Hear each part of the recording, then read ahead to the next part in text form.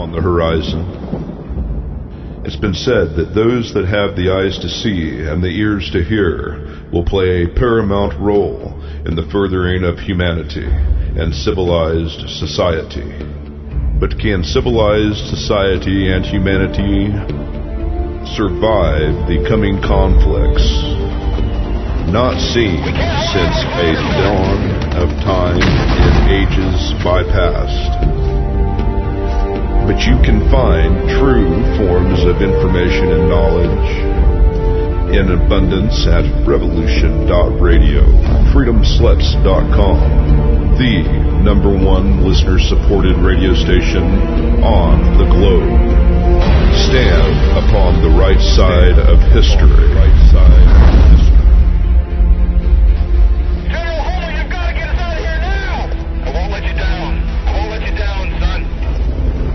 Revolution.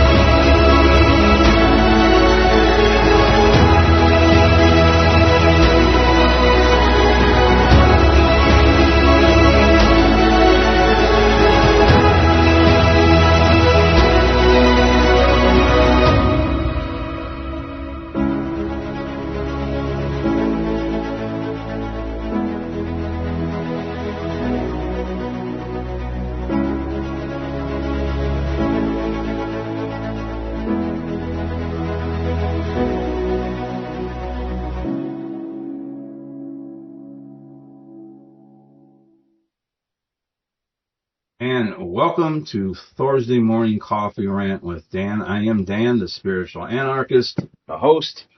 Today's date is October 2nd in the year of all of us, 2025. And I've got quite a few things I'm going to talk about this morning. I don't know where to start, but I actually made notes this time, so I'm not going completely off the top of my head with what we have going on in the world. I also don't want to get up here and merely parrot what mainstream news media is saying to tell you what you already know. However, if you don't listen to anything, I might say a little bit about that. But I don't want to stay stuck in the plane of effects, which is what the mainstream news is. What's going on in the world right now are the symptoms of a profoundly sick society. And great Krishnamurti said it's no virtue to be well adjusted to a profoundly sick society. And it's basically what we are. We're well adjusted to it. Too well, actually. But I can't help but talk about the plane of effects just a little bit, but I want to get more and more as we move on into the plane of causation. Why is this occurring? Why does it continue to occur throughout human history? What I've learned on my journey as I've forged myself through leading a contradicting job that did nothing but cause me unhealthy coping mechanisms. And those unhealthy coping mechanisms, man, they ran the gambit of almost everything except I didn't gamble. Thank goodness I didn't have an eating disorder. but I smoked a pack and a half of cigarettes a day. I drank way too much. I had a porn addiction. I didn't even realize it was one. I thought it was just a bad habit. It was unconscious. And then all of a sudden, when it became conscious and I tried to stop, I had relapses. And that's when I realized, oh, this is an addiction, because I wouldn't be having relapses if it wasn't. So you have to really dig deep and look in the mirror at yourself, which is something a lot of people don't want to do. And they don't want to do that work. I mean, I once took I'll just say, the person I trained who ended up turning into a Sith Lord was going through a really bad time. He was reaping the negative consequential effects of natural law or karma in his own life, actually, to the point where I actually felt bad for him. And he had done wrong to me in a way that diminished me. And I forgave him. And I continued training him. This was in 2020 that I continued. I had people coming back into my life because of all the craziness going on back then. I've always been someone who's a protector. I've always been somebody who is willing to stand up and fight for those who can't fight. And I don't like bullies. But I took him through a meditative. I just took him through a meditation. I had him sit in front of a mirror. He didn't realize what I was going to do. But I took him through a guided meditation, and it was probably about 15 minutes long. And in the guided meditation, there was times where I would give him periods of, I wouldn't talk the whole time. You don't want to do that. You want to give them time to just breathe, watch what they're doing, especially if it's in person. If I can tell through his, facial expressions, microfacial expressions, or anything, that his mind was starting to go to anything other than the breath or the right here and the right now, I would then go back into guiding him through the meditation. And then as I was bringing him out of this meditation, I told him, when I count to 3 after this last inhalation and exhalation of your breath, when I count to 3, open your eyes. So I had him do a deep, inhale, hold it, and then slowly exhale. 1, 2, 3. Open your eyes and view the best intuitive teacher you are going to ever have. Because what you see is not lying to you. And he was in tears. It was a very moving moment, actually. I think he forgot about all that, because since then he uses the mirror sometimes 2 hours at a time to practice his lies. And this has been viewed by someone else that's very close to me that I love, that has seen this odd behavior. And it's kind of what politicians will do, right? They practice their lies, or they'll practice their speech. I went through, when I was in police work, I went through instructors' training course. It's called Instructional Skills, How to Teach. And part of that is we had to give a 40-minute presentation. They start you off in this course. It's like it's a 7 or 8 day course. You start off with having to get up and speak in front of people for 5 minutes, then 10 minutes is like that middle test, and then the final test is 40 minutes. They don't want you going 45, and they don't want you going 39. You really have to hit it right on about the 40-minute mark. If you go over to about 41, they're okay. But too far over, you're not going to pass the test. So you have to really practice what it is, even if it's something you know about and are really passionate about. And that was a good experience. That was in 2013 that I went through that. But by and large, something to always remember is the truth by and large is simple. Keep that in mind as I talk about other things going on that I'm going to talk about today, because the truth is by and large simple. Not to say sometimes when you're telling a story to somebody and you're going to arrive at, the punchline of the story or the gist of the story or the truth of that, situation, it's not to say sometimes you can't put a little context to it. like what led up to it, what was happening right before, what happened after. So sometimes context is needed because things are often taken out of context, but by and large, the truth is always going to be simple. When it's contradicting or when there's all this extra information added, it's because there's some type of deception going on. And when that's coming from people who have their hands on the lever to the cage that they're going to drop around all of us, that's what we need to pay attention to. The beings of this planet, okay, the Atlanteans, the Lemurians before them, if you get into any alternative historical research, we've been through this before. Okay, we've been through, quote unquote, the end of the world as we know it, the beginning of a new age. And I seen a meme the other day that spoke volumes to me. Regardless if this is the beginning of the New World Government, they call it the New World Order. I just call it the New World Government because a New World Order would be good if it was one rooted in objective morality, natural law, understanding what that simple concept is, which I'll get into later, and higher consciousness eventually. A New World Order would be good, but not a New World Government. Okay. The meme said, regardless if it's the first day of the New World Order or if it's the first day of a new age of enlightenment, if you're a light worker, if you're a person of good values, of high morals, your job, my job, our job remains the same. That is to be honest and to ease as much suffering as possible. Change. People are creatures of routine. Trust me, everyone is. We're creatures of routine. And a lot of times we resist change because we like the routine. The routine's comfortable. Our egos are used to that. So a lot of times change is uncomfortable. Change is resisted. And this is a known quantitative fact. So the powers that shouldn't be understand this as well. So certain things, okay, they want to enact this change or that change that's resistant and da-da-da-da. And in their mind, maybe they think they're doing it for the good. But here's where I question things. If the change is voluntary and not mandatory, then it is probably for the good. But when they start making things mandatory,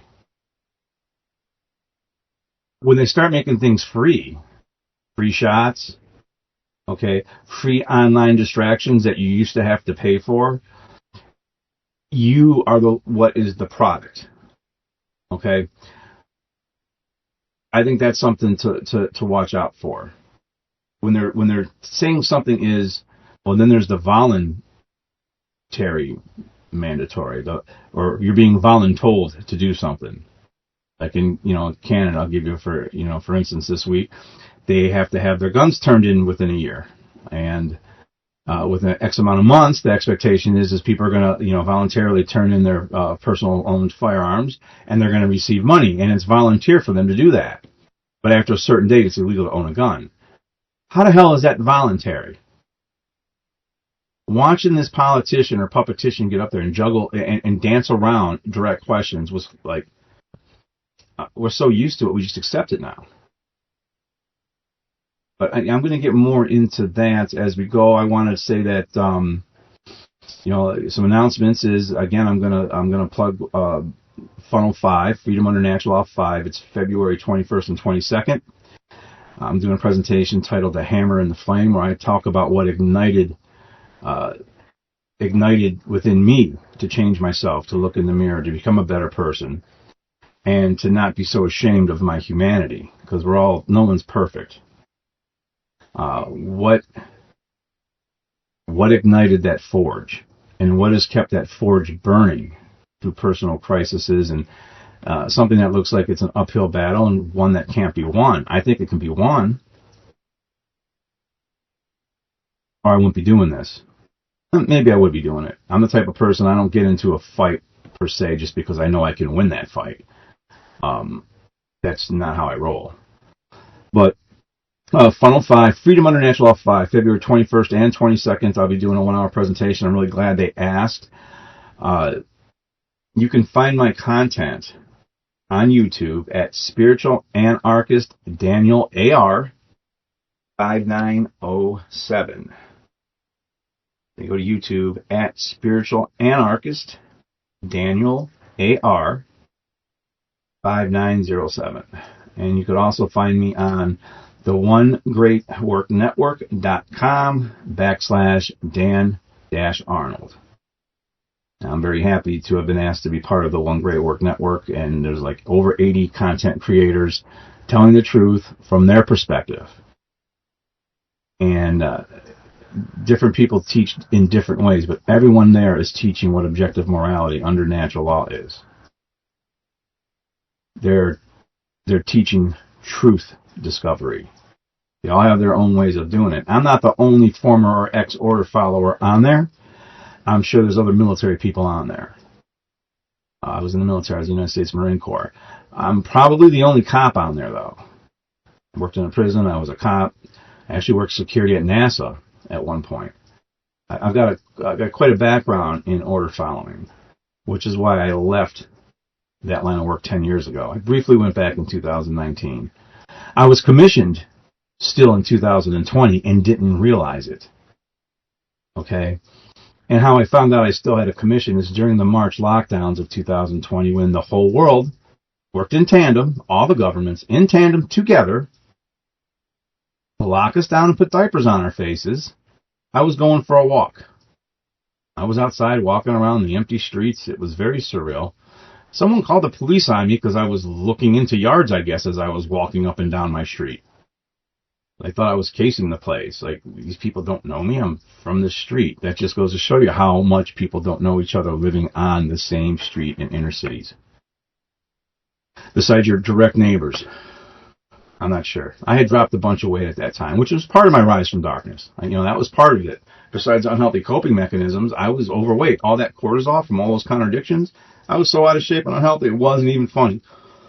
But the police stopped me, and I identified myself as an ex-cop, and I knew somebody on that department. Of course, I dropped that name. And, sergeant rolled up. I didn't have my driver's license on me. And, this was a young cop, and he was getting kind of, I don't know, he was getting stupid. That's all I can say. If I wanted to, I could have had him restrained and cuffed by the time his backup got there. But that's not the point. They identified who I was, and then they bounced. And then I found out I still had a commission being held by the state, even though I wasn't actively working as a cop, and I didn't even know I had the commission still being held. That commission actually totally expired in 2024, but the commission wasn't being held. There's a weird way of being licensed or whatever, certified to do it in the state, and that might have changed by now. But this is why I'm telling the story, because that was in March of 2020. May 19th of 2020, I think that was the day when they lifted the lockdown. I decided to drive right back to Florida. I love Florida. I love Central Florida, Winter Haven area, and fell in love with it, just the whole area. So I drive back down there, and they got Legoland there. I took my then 12-year-old daughter with me, and as we come up to the Florida state line, you drive about 2 miles over the border. And then all of a sudden, there's the visiting center you come upon. Well, they had it all coned off, and there was no way you can do. They were directing all traffic into these lanes by the visitor center, where they had, I guess, Department of Health personnel for Florida working 2 different booths in a row. You'd go through one, you'd go through the other. Then off to the right in a big parking lot, there was actually law enforcement, state troopers, and stuff like that. As I pull up, I asked, and I was still carrying a badge in my wallet at that time. I was still sworn in, so I was still carrying the badge and the ID in my wallet, even though I wasn't working. And I had a kind of a moral conundrum with doing that. I didn't even want to do that, to be honest with you, because I wasn't working, and it made me feel kind of hypocritical to do that as somebody who now, at that point in time, for over a year, had definitely considered myself to be an anarchist. I hadn't worked in the job. So And again, anarchy just means without a master. It doesn't mean chaos. Okay? If it meant chaos, well, the world right now is in chaos. All right? The world's broken out in government. But I did have a little bit of an issue with it, but then a friend of mine actually said, if it helps you get around with the nonsense they got going on, why not do it? So I did. But this is the gist of the story. As I pull up, I open up my wallet to show my driver's license, and I ask, what's going on here? What's all this about? And it really had this surreal feeling, like it was like a German Gestapo thing. Like, this is not freedom. And this was back then. And he's seen my badge. He asked me what state I was from. I was like, from Ohio. And he's seen my badge and my ID. He's like, oh, okay, you're good to go. Go on. As I pull up to the next spot, that guy's starting to stop me. The dude from behind yells, no, he's okay. Let him go. He's good to go. He's a cop, blah, blah, blah, blah, blah. And you're like, oh, all right, go on. They let me go on through. So I've told this story before. I had recorded the whole thing on my cell phone. I didn't back up that recording. And the cell phone got ruined and damaged. I lost that recording. I really wish I had it. Because this is Department of Health officials saying that little magical tin badge must have stopped all viruses from hitting me. So then the question then becomes, are you doing this for public safety and health? Or are you doing it because you're being ordered, and since I was a cop, you let me through? That's what we're dealing with. That's the hypocrisy we're dealing with. That's the lies we're dealing with. And it's important to just get into that for some of the other stuff that I'm going to talk about today. So when we talk about, when I've gotten on here before and I've talked about politicians, and I've talked about, the quote unquote Charlie Kirk assassination and all the different theories that are being floated around and thrown around with it. Just that in itself is to keep you arguing over the leaves without getting to the root of the matter, to keep you distracted. Okay? What I would ask, I've spent time comparing the contradictions and hypocrisies that both political parties, let's just say, have. It's a waste of time. It just engages the ego. Instead, I would think, what are the altruistic reasons that you believe in one party or another? And start moving around those reasons bereft of a party being in charge is what you have to start thinking of. We have to ask ourselves, why do the politicians or politicians, why do they communicate in the manner they do, which they never answer a question? Okay, they're very evasive. And I got a list here, in fact, the type of communication they do. The first one's evasion. And it is a form of deception where the speaker, I got a list right here, I'm reading it, avoids lying outright, but gives an answer that misleads or obscures the truth. Remember, the truth is simple. It usually doesn't need obligatory explanations to go with it. All right? The second one's just called simply question dodging. It's a rhetorical strategy where the speaker avoids answering a direct question that can involve changing the subject. So this can involve changing the subject. So they try to change the subject, or they'll answer the question with a question of their own. The next one is called equivocation, and it's using ambiguous language to conceal the truth or avoid committing to a clear stance. It allows the politician to appear as though they've answered a question without actually doing so. Then there's a few other ones that are in here, but they all basically do the same thing. They don't answer the questions. And they do this to avoid accountability, to protect sensitive information that they deem as sensitive, which I don't think public servants should have any sensitive information that the public, who funds them, can't know about. Okay? Unless it's sensitive military information, maybe that's different. But some of this, they're basically protecting lives is what they're doing. Okay? They want to maintain, this is also so they can maintain some public image. of that they're communicating and they're answering questions, but they're not. They're not answering direct questions. They want to manipulate your perception without actually making a false statement. They want to lie without lying. They want to be deceptive without coming across as having been deceptive, without coming across as having lied.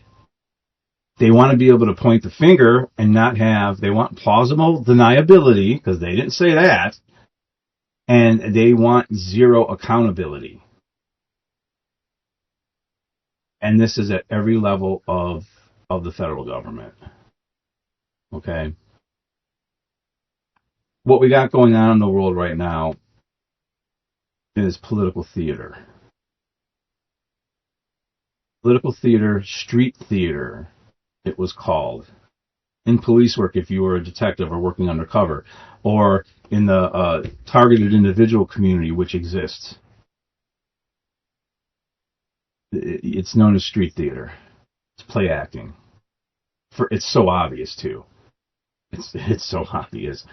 But the problem that causes people to fall for this and accept it is people will accept contradictions. Okay? Will accept contradictions. We accept contradictions in religion. Jesus didn't say anything about slaves. That was written by a human being, not by Jesus. Jesus was an awakened human being trying to teach humanity the truth. Anything in there about slaves was written by a human being or approved by some human monarch, like the King James Bible. King James said this is what's going to be in the Bible. Okay? That's not the fucking Word of God. Which brings me to another point. There is,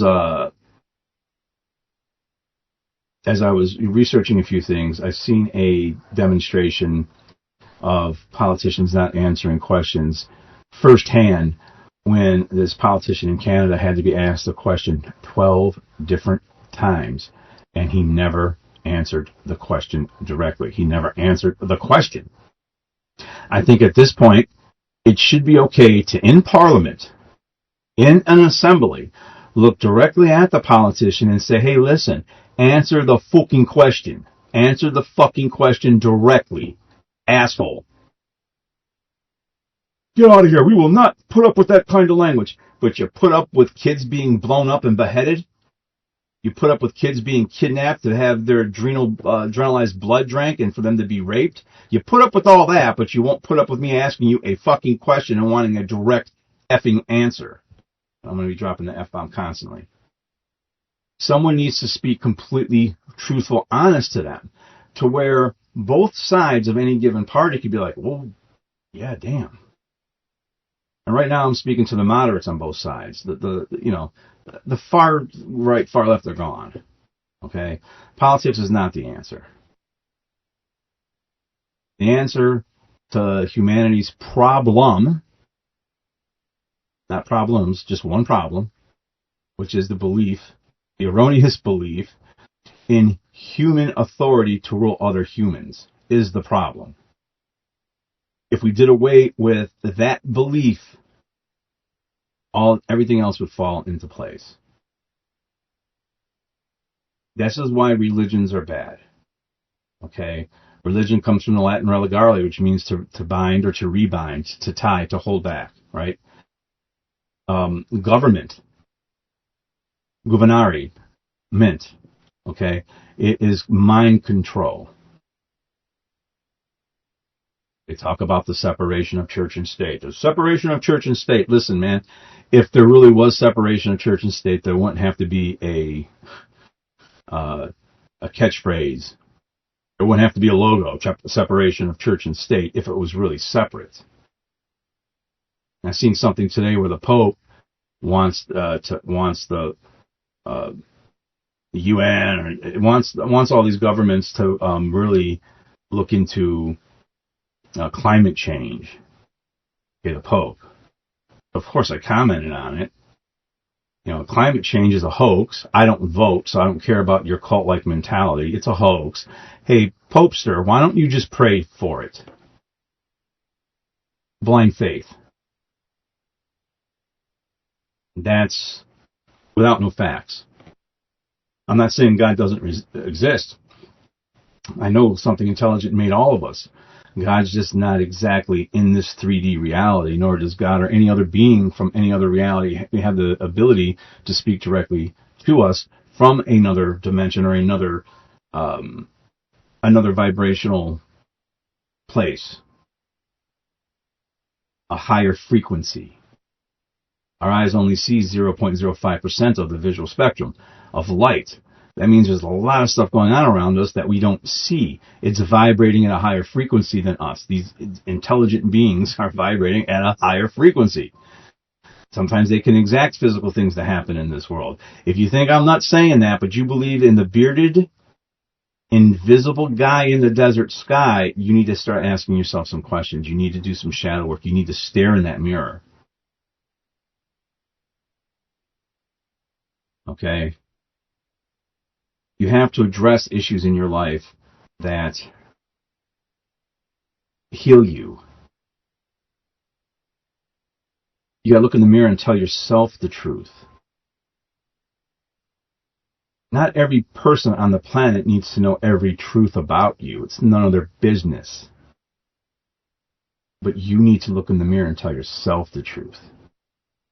When you do, you're on your way to healing. You'll feel a weight lifted off your shoulder. You will feel lighter.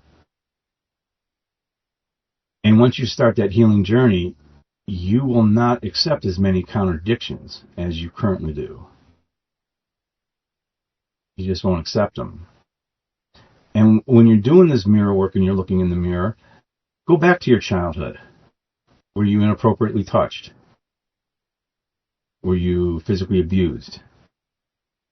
How do you feel about that?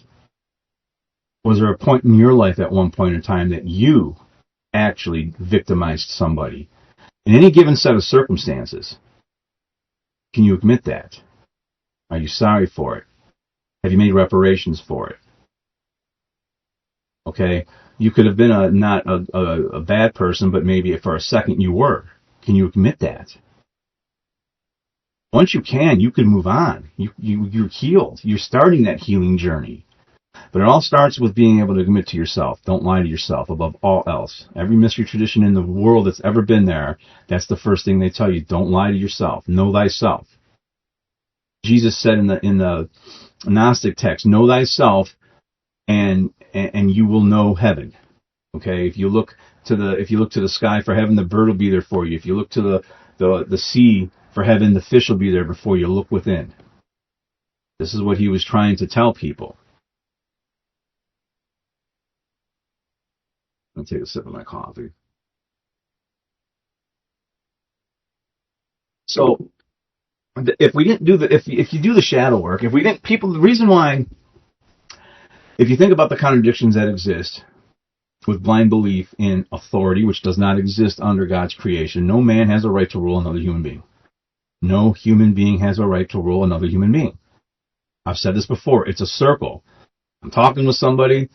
People can't be trusted. They need to be governed. By who? Other human beings. People can't be trusted. They need to be governed. Okay, I agree. By who? Other human beings. No man has a right to do that. I think something other than human is driving these people who got their hands on the lever to drop the cage around us, and that's all politicians are. That's all politics is. We have to all together collectively wake up and say, no, we're not having none of this. The military that just gathered, all the generals just gathered on Tuesday in one place. First time something like that's happened. There's big stuff going on. Hopefully we've got a bunch of generals and admirals who direct their troops appropriately, not to be immoral. But the sooner you're able to do this shadow work, and that's bringing to the consciousness of light, shining light on your subconscious. What are these character traits that you don't like? What are these things about you that you don't want to admit? What are the traumas that you went through that you need to revisit and heal yourself over.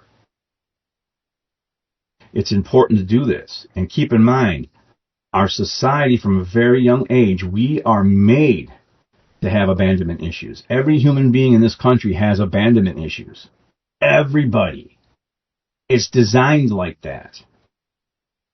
You're in the rat race as a parent. You're taking your child to the first day of their indoctrination, their first day of school, of kindergarten, or first grade even. Usually it's a couple years before the kid gets used to it. You're leaving them with a stranger and you're leaving. You know how many kids I've watched cry? That is an abandonment issue right there in itself.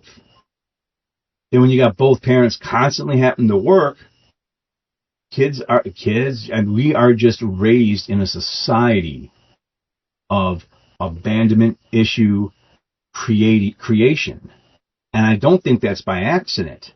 Because when you got these issues and you got this vibration of fear, you're easy to control. You're easy to control.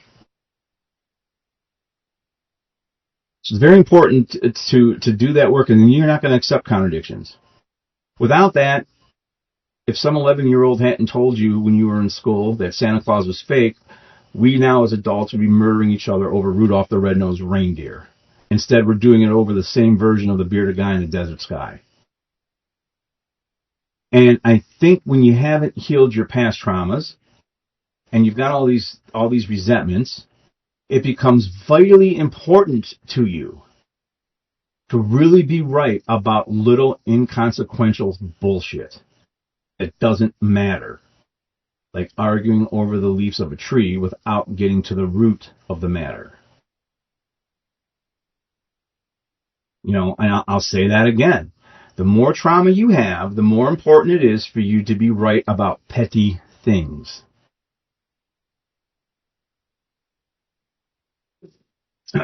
We have to have the ability to have some self-reflection and introspection, because without self-reflection or introspection, there is no forward growth. And even once you've done the work, you have to revisit that garden from time to time. I just had to. I was a little rough on somebody that I shouldn't have been rough on. And you know who you are, hon, and I absolutely love you. And I'll say on the air, I'm sorry for being so rough on you. I'm a work in progress too. It never stops.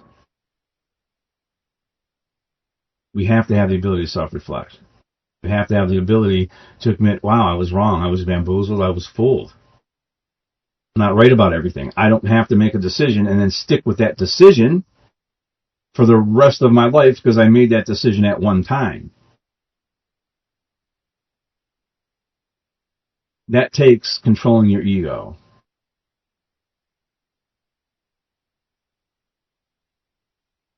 Now, the reason why I've said all that, which is all different things about the plane of effects, but also how to start healing the things within that plane. You can then come to realize, what is the plane of causation? What is the root cause of human suffering? Well, of course, it's the belief in authority for some people to rule and others have to listen. And the real rulers will never actually take actions to bring harm themselves because they understand this occulted knowledge of natural law or karmic law. But the law is very simple. And morals are very simple. And anytime you start talking about what is moral and what is not moral, people think of religion, or people think, well, that depends on what society you're from and the cultural differences and what time in history that comes from. Morals change. No, you're talking about man's laws change. You're not talking about actual morals. Actual morals were written into the fabric of creation by God the Most High. And the beings that are millions and millions and millions of years more advanced than us have to follow these rules in this 3D universe as well. This is why the people in charge don't do their own dirty work. And why they try to obfuscate their reasons into a form thought of, hey, this is for goodness. Anytime someone's individual rights are being taken away, and anytime somebody is victimized and they have been made to be diminished in some kind of way, physical, mental, emotional, okay, manipulation, coercion, these are all things that diminish as a human being. These are things that are in violation of God's laws, natural law. So somebody would ask, well, then what is moral and what is not moral? Mr. Dan, the arbiter of morality. And that's, you know what? Yeah, that's how simple morality is somebody like me who just admitted all kinds of things can be an arbiter of morality. Because I understand that whatever is moral is something that I have a right to actually partake in. Someone will ask, well, what is a right? A right is not an adjective that describes something some man says you're allowed to do because it was scribbled down on some parchment and given to you. Here, you can do this because we said you can. That's not a right. A right is not an adjective. A right is a verb. Okay, so your rights are an action, any action you take with other consenting adults or without, or by yourself, that does not initiate the harm or diminish somebody in some kind of way to another person. If you're not initiating harm or stealing, which initiates harm and diminishes them, it's moral. If you are initiating harm for any reason, you're immoral and you're going to face the negative consequential effects of natural law, your karma, the law of causation, whatever, cause and effect, it really exists. And if we condone murder and theft, which is all we've done throughout human history, that's what's going out into the collective. This is the result. The result is our slavery and eventual, more likely than not, extinction. It's also called the law of freedom. Now, I've heard Mark Passio say this, and he's the one who made the One Great Work Network, which I'm very happy to be on, a part of. The law of freedom. When morality in the aggregate increases, so does your freedom, and when it decreases, so does your freedom. So when it increases, your freedom increases. When it decreases, your enslavement increases. And we are all slaves right now, man. And there's more to slavery than is ball and chattel slavery.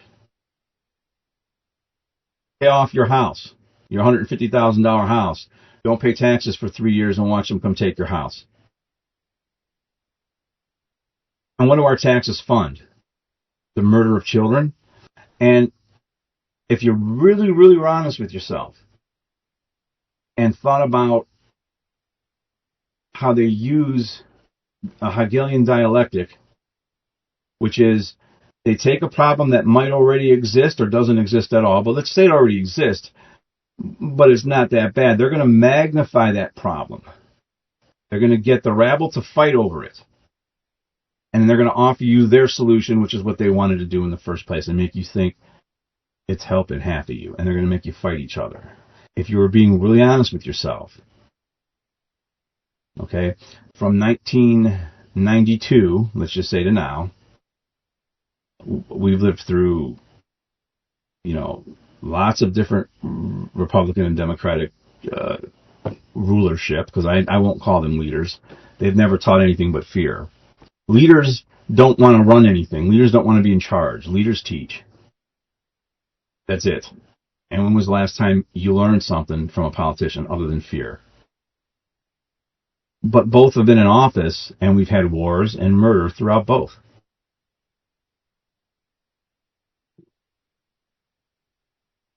There's a lot of things going on right now. There's a lot of overlapping things, I think, attacking humanity right now. I can get into theories. I can get into what I think they're doing. The bottom line is pointing out these things isn't going to really change anyone's mind or change what's happening. The only way we can actually change this is to start understanding that if we live in accordance to natural law, meaning, we don't, there's 7 transgressions against natural law, which are the true 7 deadly sins. Okay? The actual 7 deadly sins aren't deadly sins. Okay, those are used by religion to control you. Because those 7 deadly sins that are in colloquial religion and in Christianity, and again, Jesus, the Christ, the Christos, did not want a religion. He was against religion. Really think about it. The biggest trick played on you by the quote-unquote devil was to make a religion out of Jesus' teachings. But if you think about, in a religious sense, what they say the 7 deadly sins are, at best, those are warnings against excess. Okay? If we take... And again, that's about controlling. This is where religion and state are together. They want to control you. Let's take lust, for example. In excess, it's not really all that healthy for you. But without it at all, it's not really all that healthy for you either. You need to have a balance with it. How do we propagate the species if there isn't some type of lust involved? I have a lust for freedom. If I didn't lust for freedom, I wouldn't be speaking on the fucking radio now. So lust itself is not a sin. What's another 7 deadly sin? Envy. Envy is one of the 7 deadly sins. Again, if I'm envious of somebody and that envy makes me want to emulate them, and I become a better person because of it, or better at an activity because of it, that's the light side of envy. Now, the dark side of envy is jealousy and resentment because you lack the motivation to actually go out and do the work you need to do that for that which you envy. Okay, I envied Muhammad Ali's jab. I got a pretty good jab. It's nowhere near as good as his. It'll never will be. But because of that envy, I got a better jab.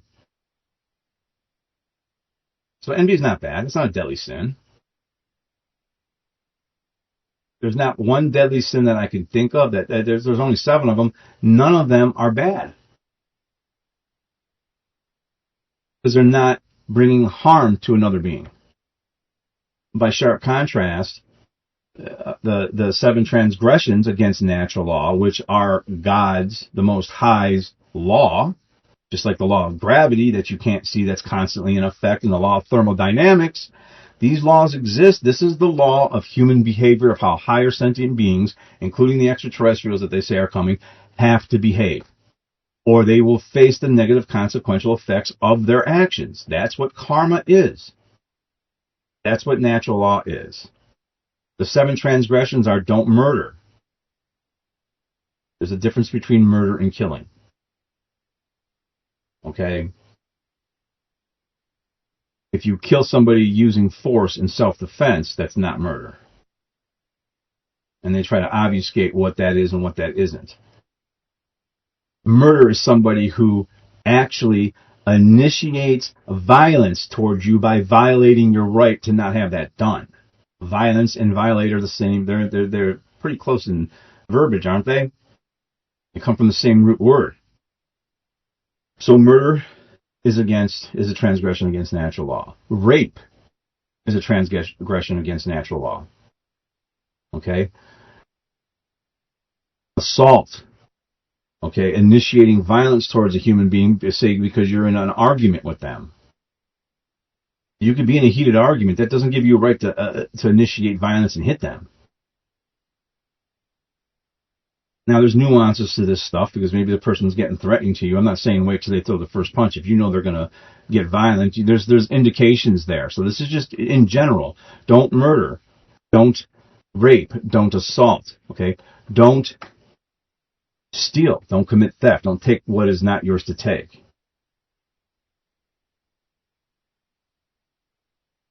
Don't knowingly deceive or lie. This is why all the puppeticians use what I talked about earlier as their form of communication, so they can get around the whole lying thing. They need to just be called on it, answer the question directly. Okay, let the assembly know, since he's not answering the question directly, that everything he's saying is a lie. Let it be known. Let it be heard. Because the truth is simple. Don't coerce. Don't coerce. Coercion is a form of lying. It's taking someone's free will away from them to make their own decision, to do what they want to do. So how much coercion do you think happened in 2020 to get people to take these shots that have really caused a lot of harm to a lot of people? It was coercion. Well, it's voluntary, but if you don't take it, we're going to fire you. And then they would weaponize shame to get people shamed into doing it. I'll talk about that, unhealthy shame versus healthy shame. That's stuff I had to research and study to help get over mine. I beat 3 family curses. My stepfather's violence ended at me. I raised my kids with love, not with violence. My real father's shame. He was a homosexual. Some people would want to say bisexual, but he was a homosexual. He was trying to seem like he was normal and fathered 2 sets of kids, and he lived a miserable life of shame. Even on his deathbed, he was trying to deny it, and it seemed like he was shameful or embarrassed about things. And I'm sitting there crying, like, listen, he never brought harm to anybody. So there's the weaponization of shame that's important. They will try to use that against you. There's healthy shame that tells you what not to do. But coercion, that's a big one. People are always trying to coerce and manipulate others because they don't think they can go directly for what they want. And I can sense when somebody's manipulating me. That's part of being an empath. I'm a very hard person to lie to. I'll get into the psychology of that later too. But then there's trespass. Don't trespass. Don't go onto property and take somebody's feeling of safety away. You're stealing their safety. So the 7 transgressions against natural law diminish somebody, and you're stealing something from them. If you're murdering, you're stealing their life. If you're raping, you're stealing their right to consent. If you're stealing, you're stealing. Does it make sense? That's all bad stuff. You're hurting someone else. It's bad to hurt others. Doing stuff that's bad for you, if you're not initiating harm, have at it, man. If you drink like 3 bottles of Bombay Sapphire one night, you're killing yourself. That's not immoral to do.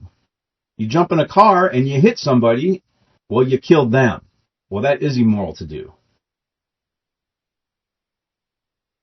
So it's 2 different issues. How many people have done time in some states still doing time for smoking a green leaf? A good way to know if something's moral or not moral is going to be, if it's illegal in every state, it probably is immoral. Like murder is illegal in every state. If one state says you can do it and then you cross an imaginary line and the other state says you can't, that's man's law. It's probably under God's natural law moral to do. And once we can do away with these contradictions, it helps us to heal, actually, which is very important. But in closing, we got a cold winter coming up, one of the coldest winters we're going to have in the Northeast. I have a sneaky suspicion, I'm being a conspiracy theorist here, but I have a sneaky suspicion that we could lose electricity. Something big could happen. So in a cold winter, you want to be prepared. You want to have 3 months worth of heat, food and water in case you're stuck in place. Think about that. Batteries, propane heaters. You have a wood-burning stove. Are you prepped to stay in place for 3 months if you need to? Can you survive a winter? You have self-defense tools. You know when to shut off the fear-mongering TV and get out in nature, so that way you're not vibing at this low frequency, this low vibration of fear, which makes it easier for them to control, and they feed off this. Do you have proper batteries? Do you have candles? Do you have blankets? These are the things that you should prepare for the winter. Don't count on the electric company to keep you warm or the gas company. That's another thing. I don't think we were even made to be on this planet because we can't handle it. We're not made to live here. We can't handle this. We're all made by extraterrestrials, in my opinion. I can go out there into that one of these episodes. But we're coming up on the end, folks. I just want to say thank you. Have a good day. Stay safe. Till next time. And and peace out.